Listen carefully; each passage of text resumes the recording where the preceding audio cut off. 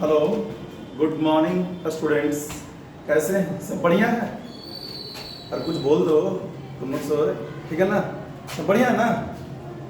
हाँ, तो बाबू देखो, आज जो हम बताने जा रहे हैं बुआ, जो हम अधूरा छोड़ के गए थे उसी को हम पूरा करने आए हैं, ठीक है ना? तो कहोगे कि सर अधूरा तो आप सिखाते हैं, तो नहीं बाबू, अधूरा नहीं, टाइम कम रहने के कारण बाबू उस दिन क्लास एक ही डेरिवेशन किए थे, बट आज हम डेरिवेशन करने जा रहे हैं बुआ, है ना? Electric field intensity on equatorial line. तो बाबू electric field intensity on equatorial line को डिस्कशन करते हैं, आइए, ठीक है ना? तो बाबू यहाँ पे हेडिंग दीजिएगा, क्या चीज हुआ? Electric field intensity on equatorial line, ठीक है ना? यहाँ पे हेडिंग दीजिएगा बुआ, electric field intensity, electric field intensity on equatorial line, equatorial line, ठीक है ना? पिछले क्लास में हम डिस्कस किया था वो क्या चीज? Electric field intensity on axial line, है ना? Now we are going to discuss about, है ना, क्या चीज? Equatorial line. तो इक्वेटोरियल लाइन किसको कहते हैं और उस पे इलेक्ट्रिक फील्ड इंटेंसिटी कैसे निकाले? How will you calculate the electric field intensity on equatorial line? Let's, है ना, डिस्कस दैट, है ना? तो सबसे पहले वो इक्वेटोरियल लाइन क्या होता है, पहले उसके बारे में एक्सप्लेन करते हैं। तो वो उसके लिए हमको क्या करना पड़ेगा? डायपोल के बारे में जिक्र करना पड़ेगा। तो वो पहले क्या करते हैं, एक माइनस क्यू चार्ज लेते हैं और एक लेते हैं वो प्लस क्यू चार्ज। एक माइनस क्यू चार्ज, एक प्लस क्यू चार्ज। क्या लिए हुआ? एक माइनस क्यू चार्ज और एक प्लस क्यू चार्ज। अब तुमको पता है हुआ कि एक माइनस क्यू और एक प्लस क्यू के बीच में एक डिस्टेंस होता है ना? एक फिक्स डिस्टेंस होता है जिसको हम बोलते हैं डायपोल लेंथ। वो लेंथ कितना होता है बुआ? 2l होता है। कितना होता है बुआ?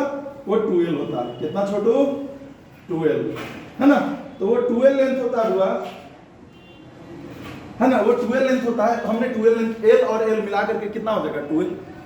अब इस डायपोल लेंथ के, है ना, सेंटर से एक, है ना, लाइन खींचेंगे। वो लाइन होना चाहिए इस पे परपेंडिकुलर होना चाहिए। उस लाइन को ही हम बोलेंगे क्या चीज हुआ, है ना? Equatorial line. तो आइए बुआ एक लाइन ड्रा करते हैं। क्या करते हैं? एक लाइन ड्रा करते हैं। एक लाइन ड्रा कर लिए हुआ, इस लाइन को ही हम बोलेंगे क्या चीज हुआ? इक्वेटोरियल लाइन बोलेंगे। इस लाइन को ही बोलेंगे क्या चीज? इस इक्वेटोरियल लाइन। तो मान लेते हैं इस इक्वेटोरियल लाइन पे हुआ एक पी पॉइंट मानते हैं। क्या मानते हैं हुआ? इस इक्वेटोरियल लाइन पे पी पॉइंट मानते हैं। इस पी पॉइंट पे एक यूनिट चार्ज रखा हुआ है। इस पी पॉइंट पे क्या रखा हुआ है? एक यूनिट चार्ज रखा हुआ है। और इस यूनिट चार्ज पे हमको इसके कारण और इसके कारण, मतलब माइनस क्यू और प्लस क्यू चार्ज के कारण हुआ, हमको इलेक्ट्रिक फील्ड इंटेंसिटी निकालना है ना? तो सबसे पहले क्या करोगे ना, इस चार्ज को मिला दो। इस चार्ज को, यूनिट चार्ज को माइनस क्यू से मिला दो।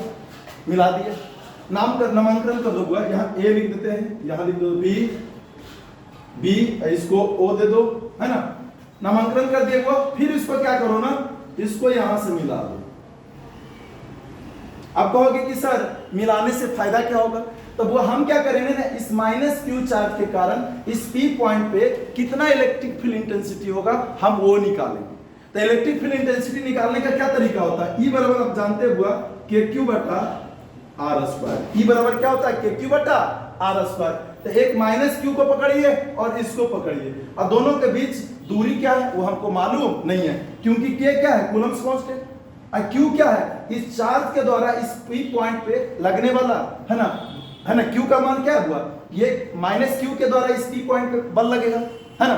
और आर क्या है? ये दोनों के बीच यूनिट चार्ज और इस माइनस क्यू के बीच की दूरी। तब हुआ ये एल है। तो ये पी पॉइंट कितना दूरी पे है? तब बोलोगे कि सर नहीं पता है। तब हुआ ये दूरी जो है हुआ, ये मान लेते हैं x। ये जो दूरी है हुआ, ये पी पॉइंट कितना दूरी पे है हुआ? x दूरी पे है। तो ये जो दूरी होगा हुआ कितना? अंडर रूट, ये देखो एक राइट एंगल ट्रायंगल बन रहा है। अगर हम AOP ले लें तो एक राइट एंगल ट्रायंगल बन रहा, x square plus L square. यहाँ क्या लेंगे? X square plus L square. फिर यहाँ पे लेंगे, तो क्या लिखोगे? यहाँ एल स्क्वायर, यहाँ एक्स स्क्वायर हुआ, यहाँ लिखोगे L square plus X square. कहीं कोई दिक्कत? अब वो इस चार्ज और इस चार्ज के बीच की दूरी जब मालूम हो गया तो बुआ k का मान तो कांस्टेंट है बुआ, तो ये q बदलोगे और यहाँ पे r स्क्वायर, फिर बुआ इसके कारण यहाँ पे बल लगाओगे, इसके कारण बल लगाओगे तो बाबू यहाँ पे क्या निकलेगा, इसका इलेक्ट्रिक फील्ड इंटेंसिटी निकलेगा। और हाँ ये ध्यान दीजिएगा, इस q चार्ज के कारण ये इसको क्या करेगा, है ना, माइनस है ये प्लस है तो इसको क्या करेगा, अट्रैक्ट करेगा, ये प्लस है ये भी प्लस है तो इसको क्या करेगा, रिपेल करेगा। तो वो हम पहले इसमें लिख देते हैं, थोड़ा सा लैंग्वेज लिखिएगा, कंसीडर ए या consider an electric dipole, consider an electric dipole, consider an electric dipole, है ना, in which consider an electric dipole in which a point P is taken on equatorial line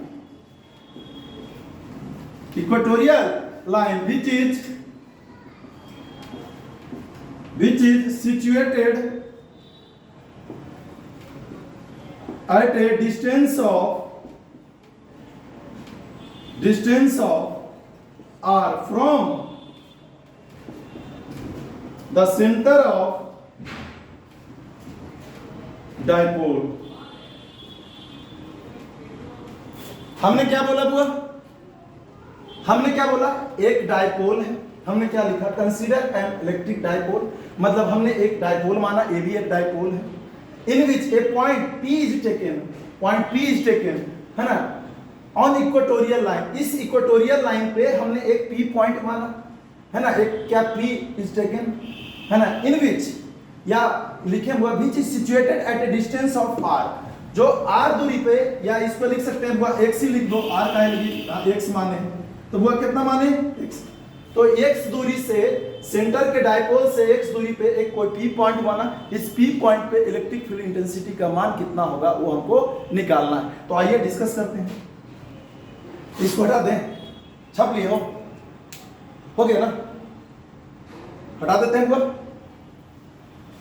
अब देखो बुआ, अब यहाँ पे क्या करेंगे, अब हम क्या करेंगे, अब इस माइनस क्यू के कारण P पॉइंट पे, है ना, इलेक्ट्रिक फील्ड इंटेंसिटी निकालिए। तो बुआ लिखिएगा electric field intensity, electric field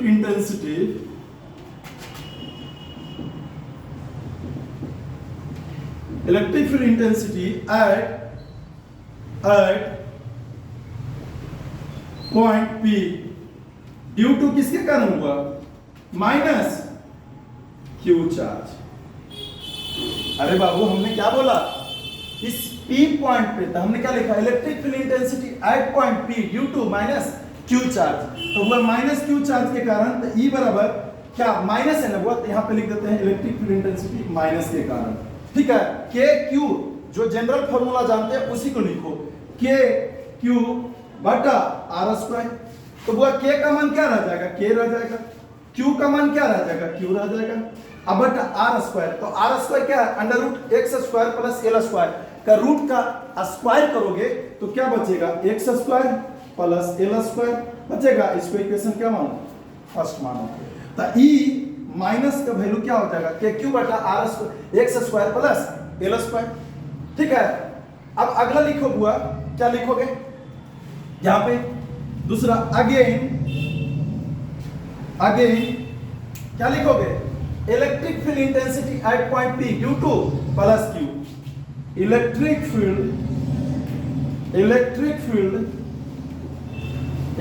field intensity at point P due to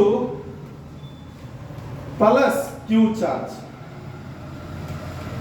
Q charge हुआ, तो अगर प्लस क्यू चार्ज के कारण निकालोगे तो कैसे लिखोगे, है ना, तो वो यहाँ ऊपर लिख देते हैं इसका, है ना, लैंग्वेज नीचे दे दिए बुआ, इसको हटा दें, चलिए ठीक है,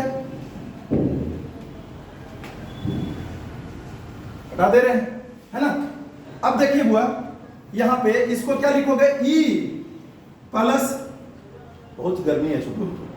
यहाँ पे क्या लिखोगे, के क्यू बटा आर स्क्वायर। तो बुआ के तो रह जाएगा, क्यू का मान क्यू रह जाएगा, तो यहाँ लिखोगे के क्यू। आर के जगह पे क्या लिखोगे, L square plus X square, यहाँ L square plus X square, और रूट है बुआ तो यहाँ स्क्वायर से कैंसिल आउट हो जाएगा। इसको इक्वेशन 2 दो, है ना, इक्वेशन 2 दो। अब बुआ सबसे पहले तुम्हारा खेला अब स्टार्ट होगा। क्या ये निगेटिव है, ये पॉजिटिव है, तो इसको क्या करेगा, अट्रैक्ट करेगा, तो ये अपने तरफ अट्रैक्ट करेगा। ठीक है, अब बुआ देखो यहाँ पे, अब ये पॉजिटिव और ये भी पॉजिटिव, तो इसको क्या करेगा, दोनों चार्ज को मिलाने वाला लाइन के अलावा क्या करेगा बुआ, अट्रैक्ट करेगा।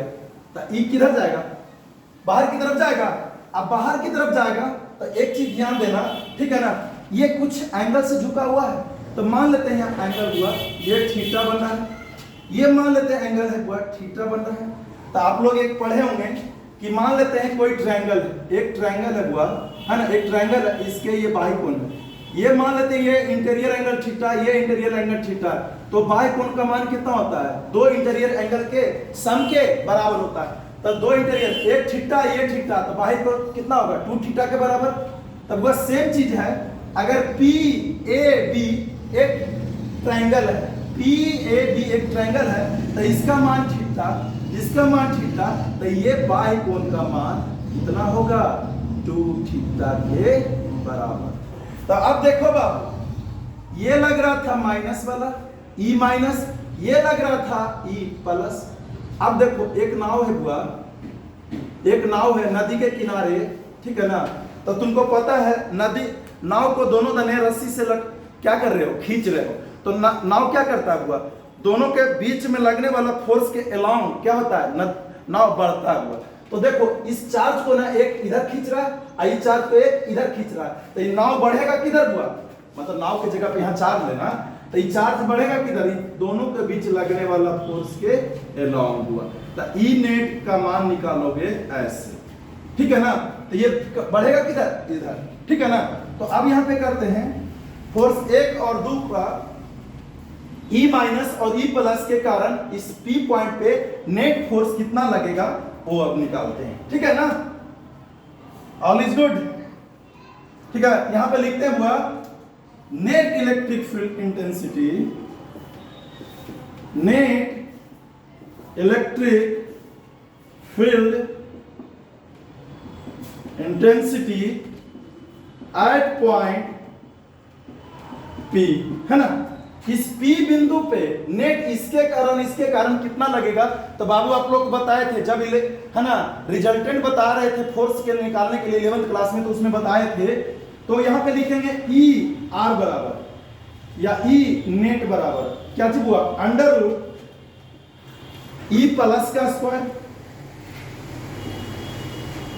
प्लस E माइनस का square plus 2E plus E minus cos 2 theta.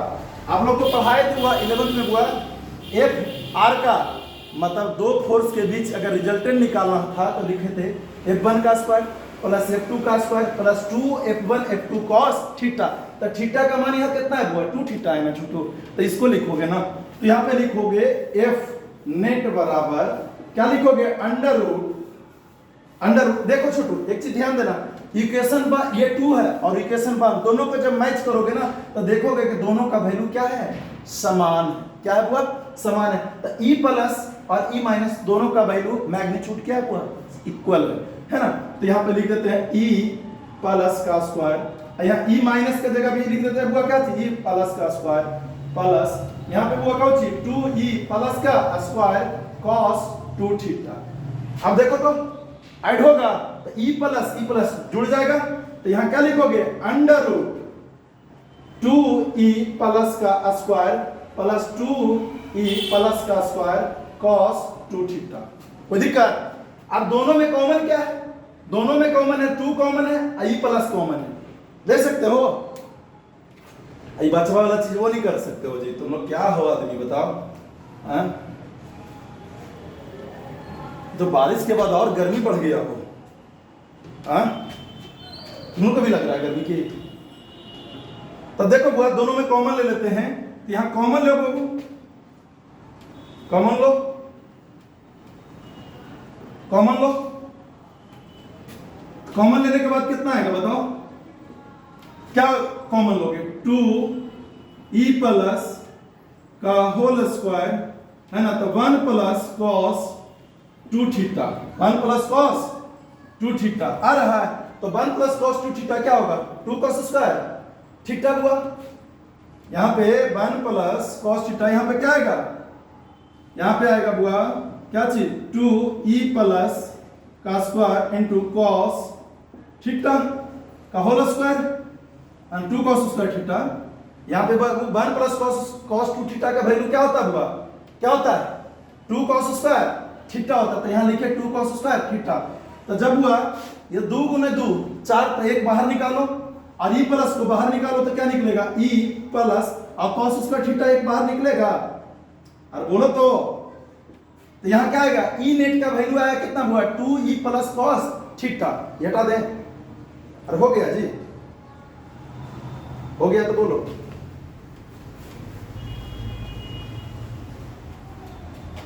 है ना। तो अब वो देखो यहां पे क्या करोगे, e प्लस कॉस थीटा किसका है वैल्यू, e नेट का वैल्यू आया। अब हम क्या करते हैं बुआ, e प्लस के तुम मान यहां रख सकते हो, तुम चाहो तो डेरिवेशन यहां तक भी छोड़ सकते हो, ठीक है ना, डेरिवेशन तुम चाहो तो यहाँ पे, लेकिन हमको ना बुआ ये थीटा वाला ना देखना हम पसंद नहीं करते, तो ये देखना जब पसंद नहीं करते तो कॉस थीटा को हम क्या करते हैं, हटा देते हैं, क्या करते हैं, हटा देते हैं। तो हटाओगे कैसे, हटाओगे कैसे, तो अब हम यहाँ पे लेते हैं कि एक ट्रायंगल लेते हैं बुआ, AOP एक ट्रायंगल लेते हैं, क्या ले, देखो यहाँ पे इसको छाप लिए हो गया ना, हटा दे, देखो अब बुआ यहाँ पे क्या करते हैं ना, एक ट्रायंगल लेते हैं, in triangle AOP, in triangle AOP। तब वो देखो इस लेंथ को जानते हो, इसको जानते हो, इसको भी जानते हो, तो बट हमको चाहिए क्या, अगर cos थीटा को हम देखना पसंद नहीं करते हैं तो cos थीटा बराबर क्या होता हुआ, बेस अपॉन हाइपोटेनस, यहां लिखते हैं cos थीटा बराबर, तो बेस इस ट्रायंगल का बेस क्या है, AO बेस है, हाइपोटेनस क्या है, AP, तो cos थीटा बराबर बेस AO बटा हाइपोटेनस क्या हुआ, AP, तो cos AO का मान कितना है हुआ, L, इसका मान कितना है हुआ, x square plus L square की पावर कितना हुआ, 1/2। अब हम क्या करेंगे ना, इसको जो इसमें हम पुट करेंगे, क्या करेंगे, cos थीटा के जगह पे हम इसका मान पुट करेंगे, ठीक है। तो देखो ध्यान से देखते जाओ, इसमें कुछ है हो, खाली न्यूमेरिकल इसका प्रैक्टिस करो बस, और कुछ नहीं। नाउ बुआ ई नेट बराबर क्या लिखोगे, है ना, 2 और e प्लस का मान कितना था, k क्यू बटा कितना हुआ, और बोलो तो x square plus L square into cos theta का मान कितना है हुआ, L बटा x square plus L square पे पावर 1/2। कोई दिक्कत, ये दोनों देखो तो बेस समान है, तो बेस समान है हुआ तो पावर क्या होगा, जुटेगा, तो कहोगे कि सर पावर है ना निकलने, तो पावर इस पे एक 1 नहीं है हुआ, कुछ नहीं है तो 1 है, तो 1 अब प्लस 1/2, तो जोड़ो, तो 2kql बटा x square plus L square पे पावर 3/2। तो बोला देखो 2 को लेके चल जाओ L के साथ, तो q into 2L को क्या बोलते हैं, डाइपोल मोमेंट। तो यहां लिखोगे यहां पे लिखो हुआ k q2L बटा x square plus L square पर पावर 3/2। अब चूंकि हम जानते हैं हुआ डाइपोल मोमेंट P बराबर होता है q into 2L, अरे P बराबर क्या होता है, q into 2L, जिसको बोलते हैं डाइपोल मोमेंट। तो इसको करोगे, यहां पे हम वैल्यू पुट कर दें, अरे बोलो तो इसको हटा दें जी, ठीक। तो देखो बुआ यहां पे क्या करो, यहां पे देखो, तो ई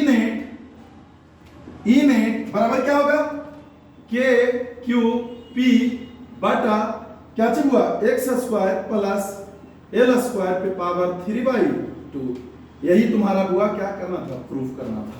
ऐसे में देखो केस चलोगे ना तो स्पेशल केस आएगा बुआ, जब डायपोल मोमेंट बहुत छोटा रहेगा तो क्या होगा, ठीक है ना, लेकिन तुम यहाँ पे तक भी इसको छोड़ सकते, ठीक है ना। आज समझ में आया जी? अगर बुआ इसमें कुछ था ही नहीं, है ना, समझ में आ गया है, ठीक है, अगर समझ में आ गया तो ठीक है, छोड़ देते हैं यहाँ तक, है ना। आज के क्लास बुआ यहीं तक रहने देते हैं, और सुन लो एक नेक्स्ट क्लास में बुआ हम डिस्कस करेंगे इलेक्ट्रिक फ्लक्स के बारे में, ठीक है, इलेक्ट्रिक फ्लक्स के बारे में। उसके बाद चलेंगे गॉस लॉ, कि गॉस लॉ क्या होता है। तो पहले देखना बुआ इलेक्ट्रिक फ्लक्स, अगर मन होगा तो पढ़ के आइएगा कि इलेक्ट्रिक फ्लक्स किसको कहते हैं। आज के लिए यहीं तक काफी है बुआ, ठीक है ना। हाँ, और अगर अच्छा लगता है बुआ, है ना, तो लाइक करना बुआ, और सब्सक्राइब करना, और दोस्तों को भी बताना कि सर ऑनलाइन भी पढ़ाना शुरू कर दिए, ठीक है बुआ, थैंक यू।